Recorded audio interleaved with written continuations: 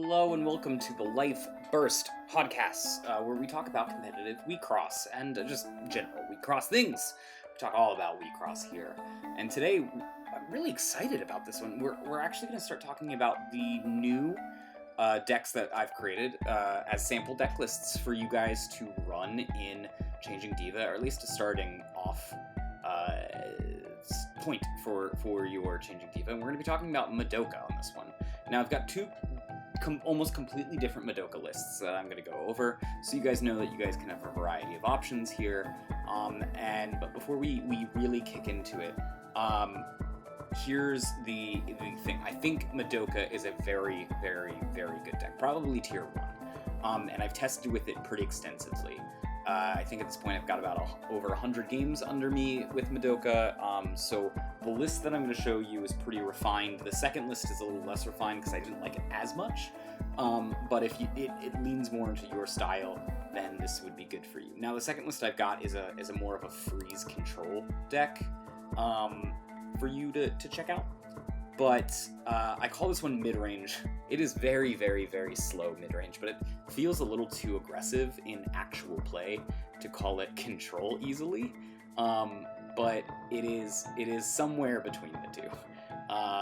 Let's talk about what the game plan of Madoka is. I'm just going to go ahead and read the Madoka card. I know you guys probably know what it is already, but just so it's out there, Madoka is a level 3 Elrig. That is part of Team Diagram. Grow cost is 2 blue. Your team abilities once per turn. When the opponent discards a card by one of your effects, you can draw a card or you can enter charge 1. Now, it has the ability that when it enters, you draw 3 cards and discard 2, and it also has the Diagram action, which is you can return a level 1 diagram from your Elrig field to your Elrig deck, aka you can reuse one of your level 1's assist grows. And that's always been a pretty good ability. This, unlike Musica, has a little bit more of a direction built into it, which is not actually a bad thing, it's actually a pretty good thing. The enter ability is very, very strong. Being able to dig for the cards that you need for that turn to really do some kind of splashy effect or survive is very strong. Discarding 2 is actually an upside in this deck because you have cards that want to see things in the graveyard or in the trash pile, and you also want things to see you discarding. And then the auto ability is actually, you use it less than you think you would, because often by the late game, your opponent doesn't have a ton of cards to discard, or you're just really hounding them more on terms of opening up lanes. So this is a little less relevant in terms of that.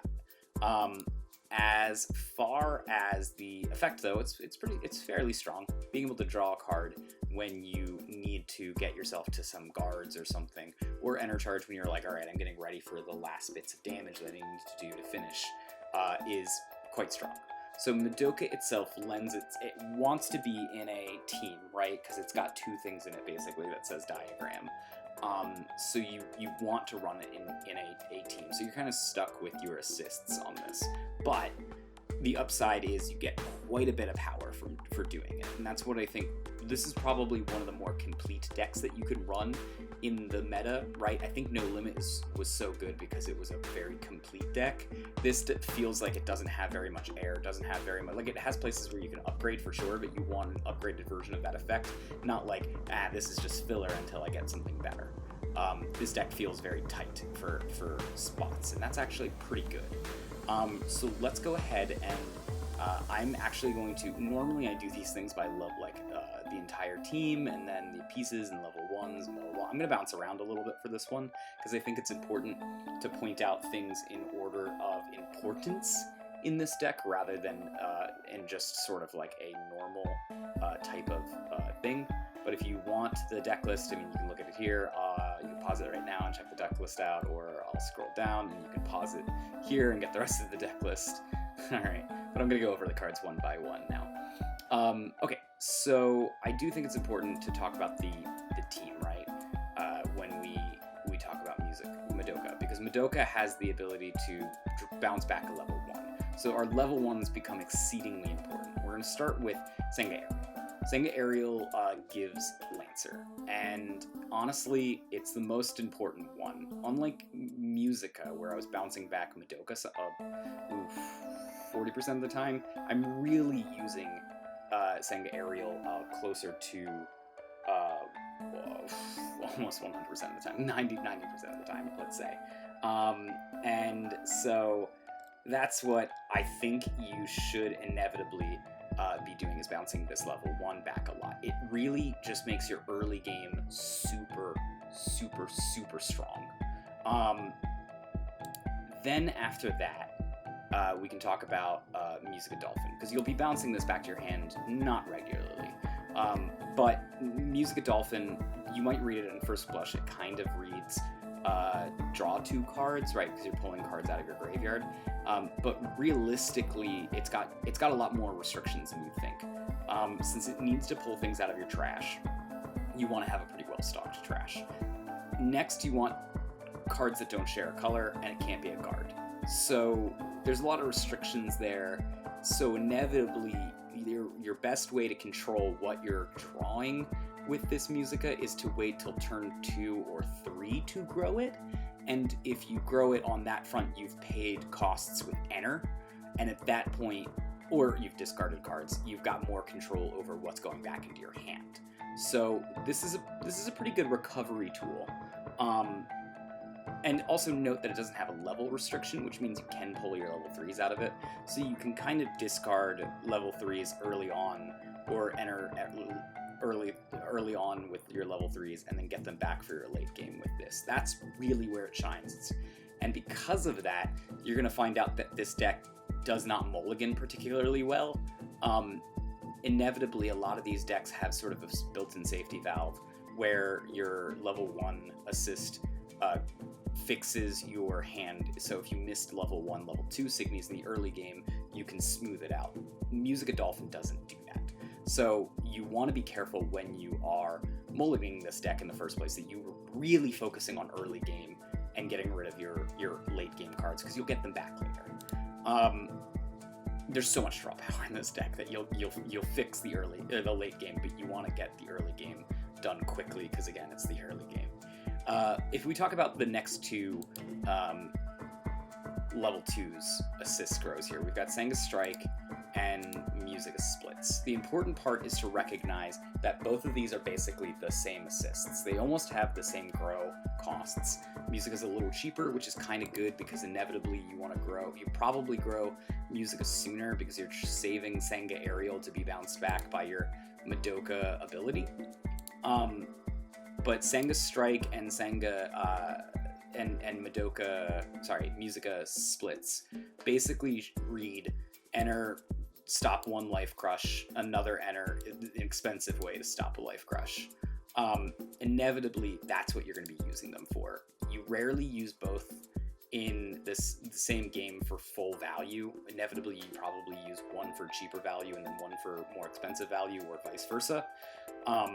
But it is it's basically, if you're getting really beaten down, then you will have the enter to do so, and then you'll be very happy that you have 2 assists that can basically 2 for 1 your opponent.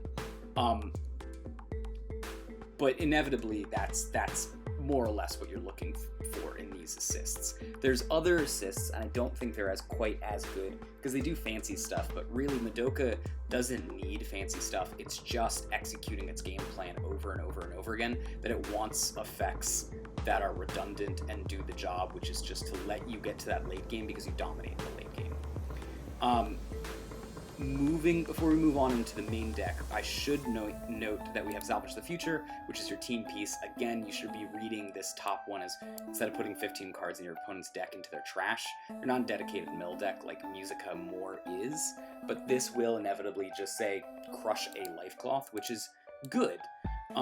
But you should also be aware that in later game matchups, if you're against other Madokas or other control decks, that you might end up wanting to do number 2 instead. And the reason being is you can pull up 3 different lane openers, pull up the lane openers, pay for the lane openers, and then you have this really big Signy turn that they weren't expecting late game. The lane openers that we're going to talk about is things like those dark energy Langlings, things like that. So you should keep that in mind, that that's something that you can do. The last thing is we have Chime of the Blessed Key here. It's mostly because of this discard 2 cards, which is we're going to talk about in our Signies. The first card that we're going to talk about, really, really, really important that we have the discard 2. Plus, it helps fix that early game stuff like I was talking about. You probably want to play this turn 2, but you can play it turn 1 to fix your hand if things are really going south. So that's a good option. But the real bread and butter of this deck, it's strange to say a level 2 Signy is the bread and butter of this deck, but it really is Hajikata, Azure General. So you are basically, as long as you're discarding 2 cards out of your hand, you are enabling this to become a 10,000 power attacker that when it vanishes a Signy makes the opponent discard. It's very powerful because the discard happens on the attack step after they could do things. So inevitably, and it doesn't cost you anything to do it, inevitably this is going to be good because they can't Xenocluster it, really is what it is, right? This is basically un-Xenoclusterable, which is great.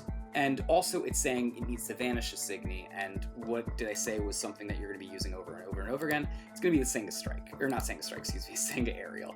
Give it Lancer. So you can you've got 2 options. You can either give Hajikata Lancer, and really push in damage and then basically minimize that you're giving them enter because you're making them discard and you're also life crushing for it, plus it's 10,000, which is pretty big. Or you can give something next to it, Lancer, and force them when they're making their grows to choose whether they're going to discard or whether they're going to take a life crush, which is very, very good. Speaking of early games, I guess we should talk about that now that we brought up the fact that Ariel is here. Basically, all your level 1s are either things that help you find your end game pieces, or they're multicolored enter stuff. And giving your multicolored enter stuff Lancer for just the turn you need them and then they get vanished is amazing. So realistically, this deck functions by having an early game Lancer plan, a mid game discard plan, and a late game lane opener plan. That's inevitably what the route that you're trying to function and do every single time with this deck. You've got Gagel, which I wish that I could fit more Gael into this deck, but I can only really fit 2. Again, it's tight on Signies. But inevitably, this also enables, I always gotta look at the name of it, I said, Hajikata, because it can draw you to discard 2 on its attacks and its enter abilities.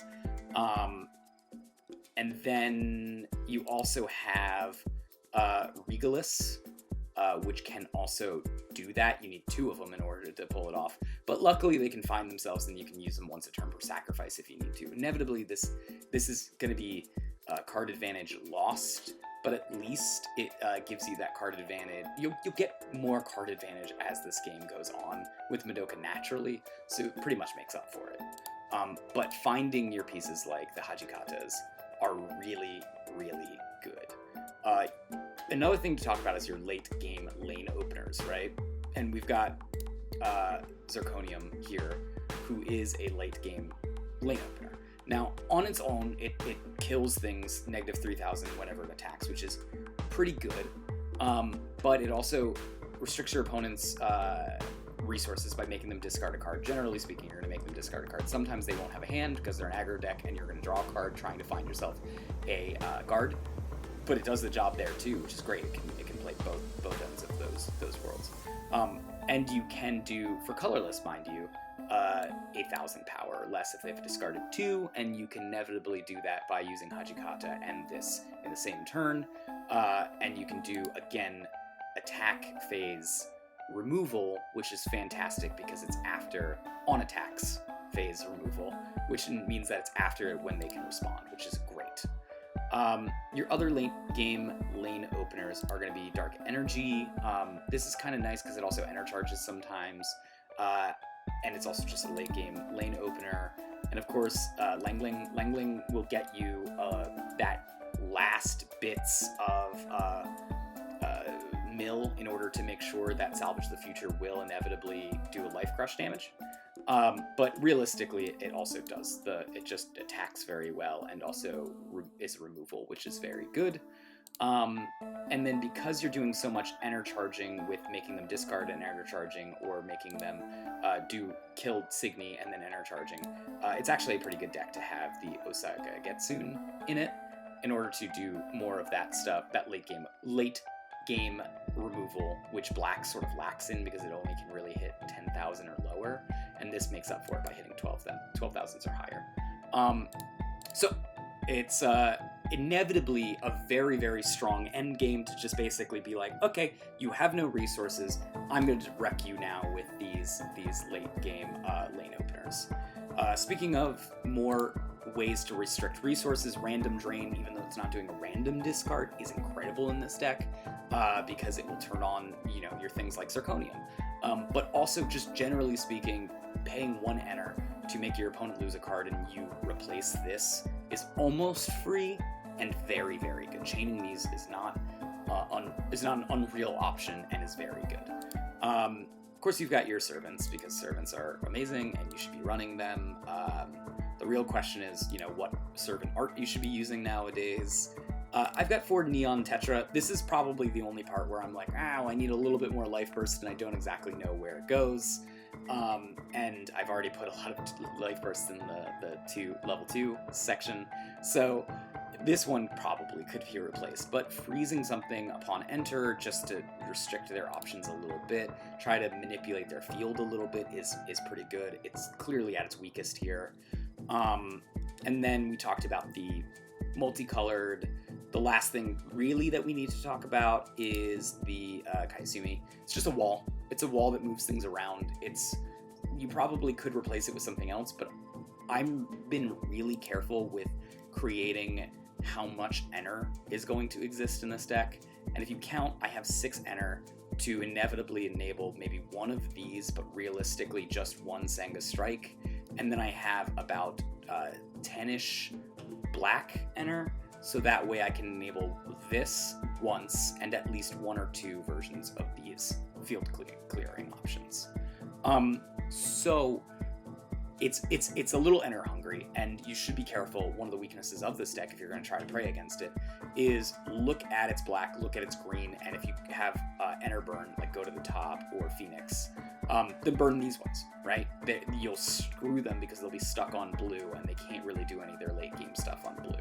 But it is an enter hungry deck. Like it does not do well. Like it can perform because of the dark energy and Madoka's enter charging, that it will get the enter that it needs to function, but it's enter color hungry, and that's pretty greedy, I gotta be honest with you. But this is playing the best cards that you currently have access to, and as long as you're careful about your enter, generally speaking, you'll be able to win out even when the opponent is trying to enter burn you, because you've just got such strong options on their own. Plus you've got filters, so that way if you need to filter for better enter, you can. It's just be careful with your enter. So that's this deck in a nutshell. I think it's very, very, very strong. Personally, I would use this version, but I could understand if you wanted to go something more control route, or you wanted to go something that has a little bit better of an enter. And I also have this prepared, which is more of a controlled freeze thing. Again, I'm sad that I can't use Azure Black Gaia in this version of the deck. But it's just the chime is so necessary to turn Hajikata on at all points in times, and I'm really superpowering it in this version of the deck that you just can't afford it. In this deck, which it leans less heavy on Hajikata, this you can get away with not using it. Now I'm cheating on the enter again, and I've got more of these green and black multicolors, which will let you inevitably. These are very valuable enter because you'll notice this is mostly a blue deck, but it plays more blue. In and the fact that it's more freeze, chill, give yourself more time. Hopefully you'll find more enter with that. You're still using the salvage the future per normal, but you see there's a big freeze core. It's got everything that I stated before. The only major difference is you've got a couple grams, which you can pull and put as different things. Maybe pull 1 more gram in order to put 1 more Hajikata in there. In fact, it's probably a good idea.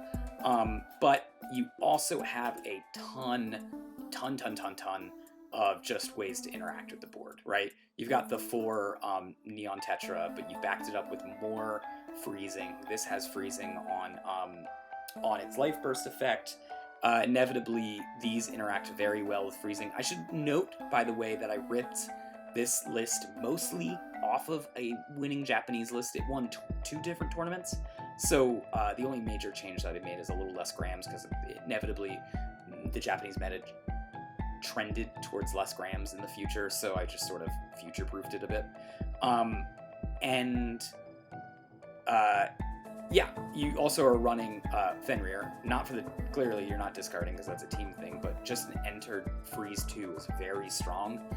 Plus it's a very good combo with Royal Blue. We should talk about Royal Blue separately because it's worth mentioning. Royal Blue is very good when you pair it with Enter Starving. If you're Enter Starving your opponent correctly, like you should be in a control deck, which the original version, again, doesn't necessarily Enter Starve it all that much. This one wants to Enter Starve more. Inevitably, they do not have the Enter to pay for that, and Royal Blue just becomes straight up removal as you move forward. I still think it's better in Uchu. I think Freeze is just better in Uchu in general, but it's Life Burst is pretty cool. The fact that it can freeze an L-Rig is pretty unique and can blow things out of the water. It doesn't down any of these things, but if you're getting attacked, you will inevitably have good targets, so you'll be able to freeze things. Maybe being able to stop them from using their team pieces is a strong option. So all these other cards are, I'll just quickly show their names again. Bradamante is a good way to enable more discard, even though it happens at the end of the opponent's turn, but it happens cheaply at level 1. You've got... You could put Snowmo in there. It's not Snowmo in English, it's Snow Mayu in English. There we go. And that would be potentially a good one to swap in there too, if you maybe want to cut 1 Neon Tetra, maybe 1 Bradamante, and put in 1 Snow Mayu, which freezes the center lane, and then also vanishes a Frozen Signy. You've got Coyotes, which I've been trying in Uchu, and it's pretty good. It has Enter on entering it freezes something, and then Life Burst also freezes something, draws you a card, downs it. So it's pretty good all-around defensive Signy, level 2 Signy. And I think that's, oh yeah, also worth mentioning that you've got, other ways to deal with like freeze and stuff here with your random drain. So it can work hand in hand. I think the freeze option is less viable, but if you are playing a actual ton of No Limit and Card Jockey in your format, then freeze becomes a fine option suddenly again. The minute you're going up against a bunch of slower decks, like freeze is not so great. But if you are finding yourself up against a ton of aggro, this is a good way to fight back against it and meta your deck against the aggro meta that you might be up against.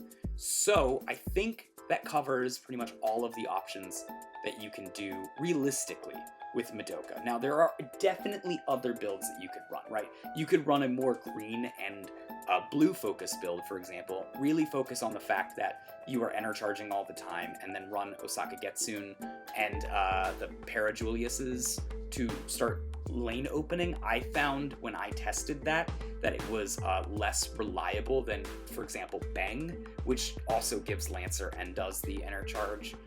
So I could focus my efforts more that way. As just a resource denial deck, blue, black is very good. Even green for that sort of negate Signy attack stuff is pretty good. And I found it's better to lean in that direction. But you could go in a more open Signy lanes. You could run. There is blue-green sort of big ramp types of decks out there that you could theoretically run with it and do pretty fine with. you got to remember that blue and black also pair each other out really well, because black does removal that is sort of for mid-range to small creatures, and green does removal for big creatures. Signy, I should say. So these, that's a pairing that you could go more heavy into and just be more heavy with a blue and green-esque deck. It's not really the route I think you should go, but inevitably it's a good one too. I suppose we should also talk about the one piece that I said I wanted to run, but we couldn't.